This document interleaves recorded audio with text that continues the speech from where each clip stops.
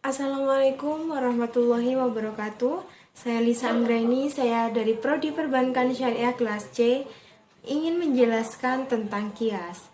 Secara etimologi, kias berarti mengira-ngirakan atau menyamakan. Mengkiaskan berarti mengira-ngirakan atau menyamakan sesuatu terhadap sesuatu yang lain. Sedangkan secara terminologis, menurut ulama usul fikih, kias adalah menyamakan sesuatu yang tidak ada nas hukumnya dengan sesuatu yang ada nas hukumnya.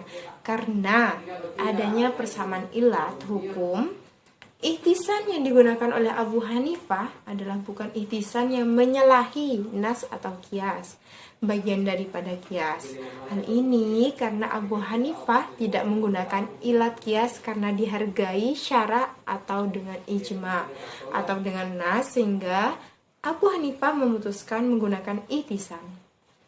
Sebab hal itu dekat dengan tujuan syara, ihtisan yang digunakan Imam Hanafi adalah seperti yang disampaikan oleh Imam Abu Al-Hasan Al-Khurqi, yaitu seorang mujtahid berpaling terhadap suatu masalah yang menyimpang dari ketetapan hukum yang ditetapkan kepada masalah yang serupa karena ada alasan-alasan yang lebih kuat yang menghendaki kita berpaling dari hukum yang pertama dengan kemaslahatan masyarakat.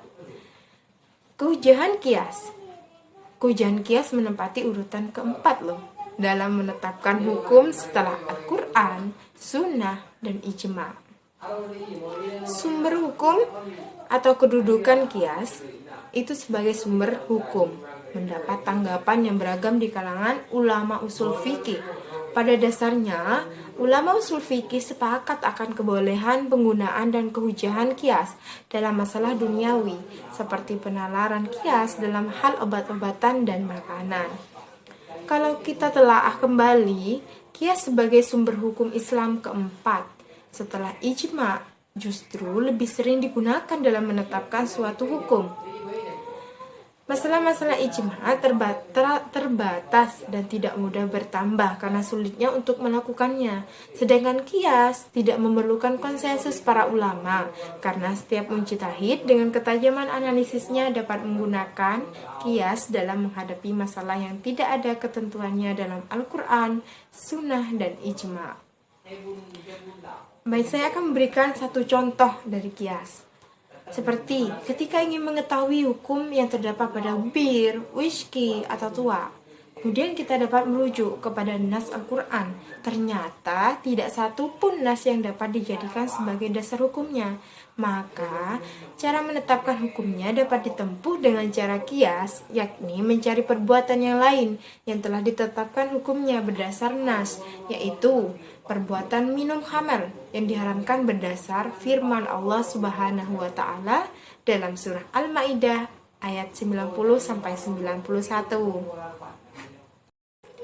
Baik, saya akan membacakan surah Al-Maidah ayat 90-91.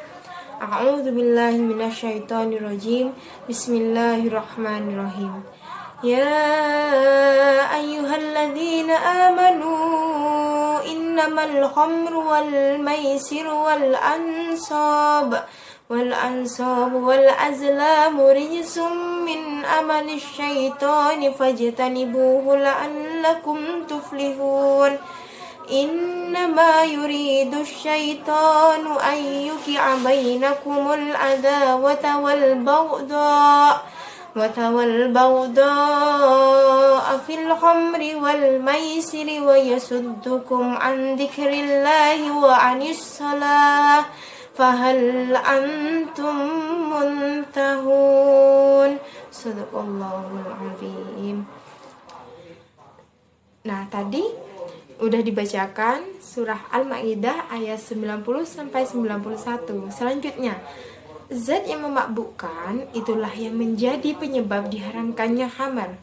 Haramnya meminum khamar tersebut berdasarkan ilat hukumnya, yakni memabukkan. Baik, itu saja penjelasan saya mengenai kias. Kurang dan lebihnya mohon maaf. Wassalamualaikum warahmatullahi wabarakatuh.